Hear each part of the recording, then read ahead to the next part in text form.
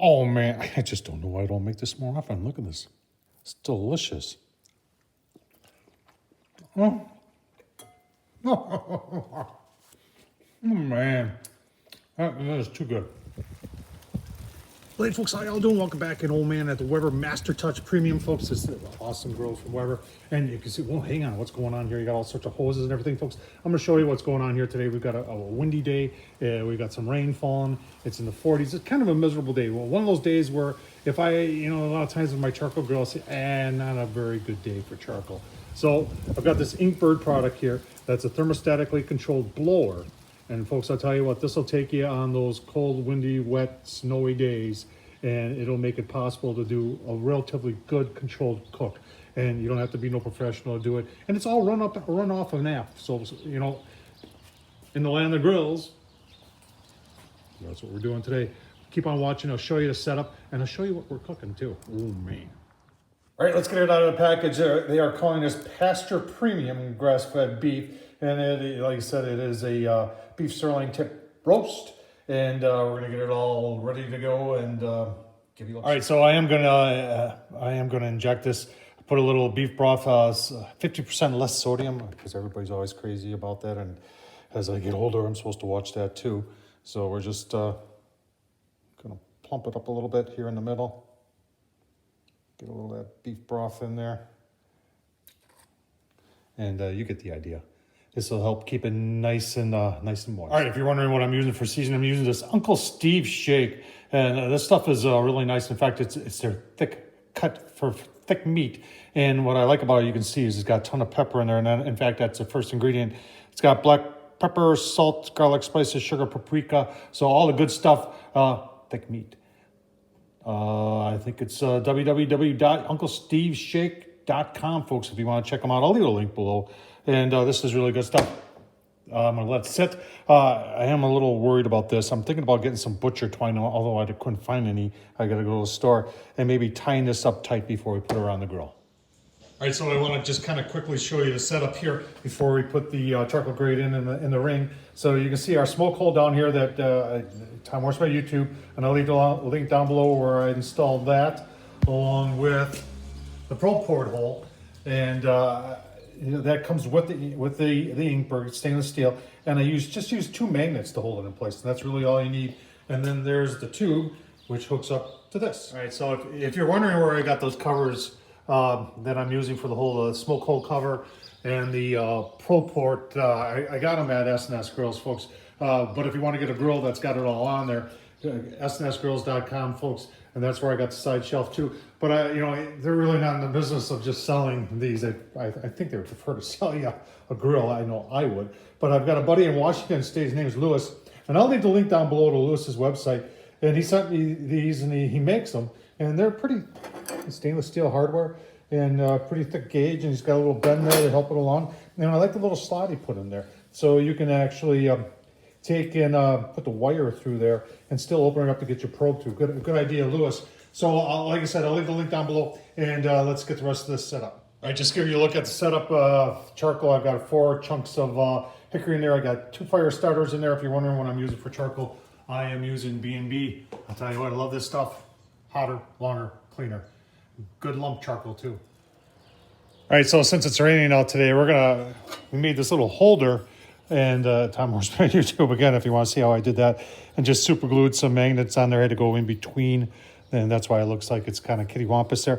But what this does is that this fits underneath that side tray and gets this out of the weather. And you're wondering what all the holes kind of coordinate with the blower vent and everything, and it fits on there. Just fits on there just like that. Yeah, just like that. That's how it fits. And then I just put a rubber band on it just as belts and suspenders. And then you've got your probe holes here. So the probe holes, and you've got your temp, your inside of the spit it out. The inside of the grill temp goes here, and that's what tells the blower to go on and off. We're going to set this at 225, and then the other 2 are for your meat probes.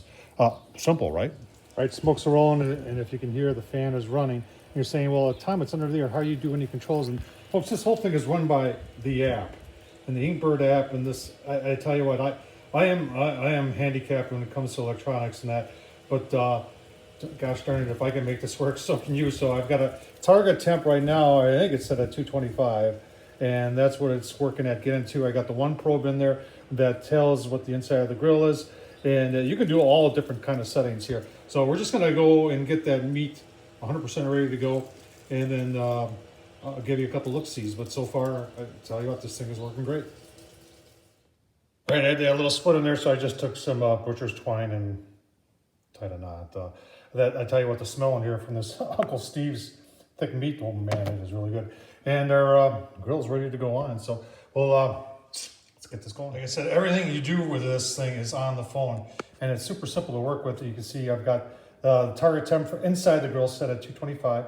It's coming up to 222, and I just put the meat on. It's at 44, and I got it set for 120, and then I'm going to bring it in, wrap it.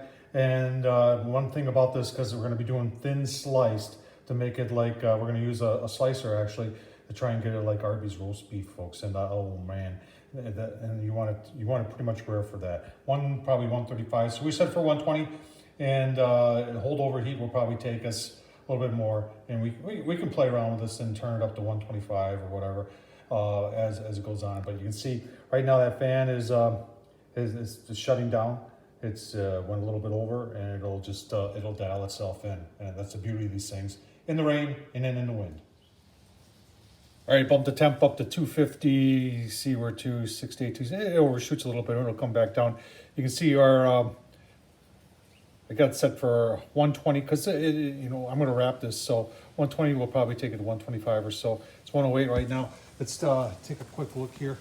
You see our temp gauge on the lid. It's reading right around, you can see that, right around 250. Our rain has kind of stopped because I parked my truck. And if I would have left it out on the driveway, it'd be probably pouring right now. But let's take a quick look. Oh yeah, still getting some nice smoke off the Weber, and look at the color. Good eating right there, folks. Give you a look-see once we pull it off.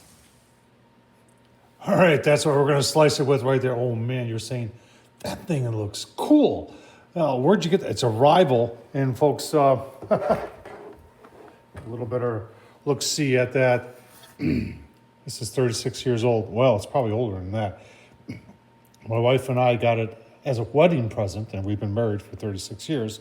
So, I'm assuming this is either, I don't think it's stainless. If it is, it's polished stainless steel, but it's probably chrome, I'm thinking.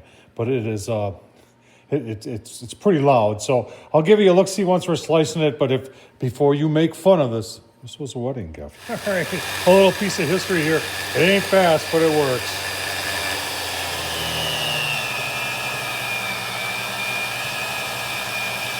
I'm sure this knife has probably seen better days.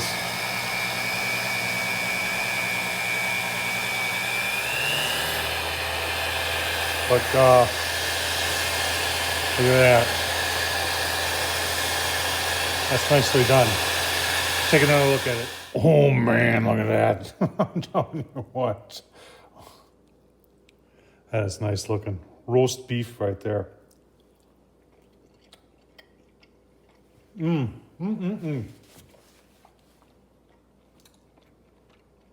we've got a lot going on here. Got the beef broth injection, the Uncle Steve shake on the outside, the smoke from the hickory, and the B&B charcoal. All run by the Inkbird on a Weber kettle.